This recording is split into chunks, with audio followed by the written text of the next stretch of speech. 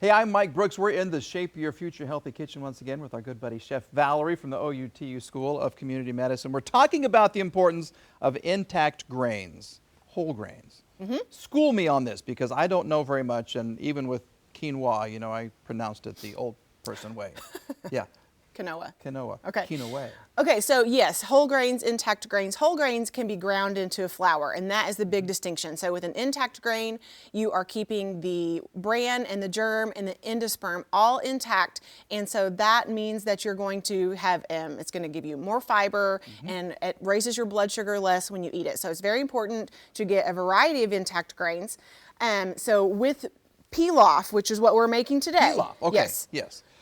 Go ahead. No, I'm just saying. I'm just repeating what you're saying because I don't know what pilaf is. Okay, so pilaf is, you might be more familiar with rice pilaf. I think most people have had rice pilaf at a restaurant. And so that's just going to be sauteed onion and garlic. You add the grain, either water or stock, and you steam it like you would a traditional steamed intact grain. Yeah. But pilaf is a method, so you can use any kind of grain. So quinoa, we can use that. Okay. We can use brown rice. We can use farro, which we're going to use today. And so we already have our onion and garlic that have been sauteed in a little bit of canola oil. Okay. And we're going to go ahead and add the grain right in.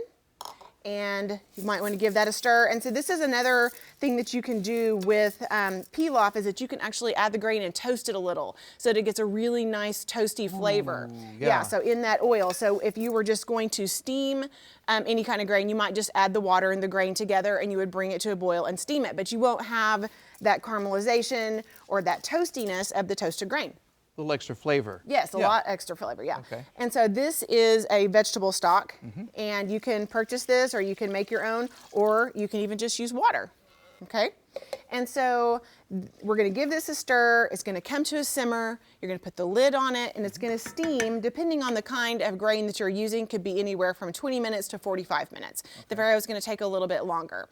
But earlier, we prepared one that has bulgur wheat. So this was a really short preparation. So it's onion, garlic, stock and bulgur wheat, and then we've garnished it with a little bit of green onion and parsley. So it's a great side dish. You can add maybe some sauteed tofu on top of this, some sauteed vegetables, maybe even a little bit of grilled chicken or fish or sauteed chicken and fish to go on top of it. Wow. So that's the thing with your recipes. They're very easy to adapt. Very you can versatile. kind of throw something different in there if you want to do that to adjust to your own palate. Right. Yeah.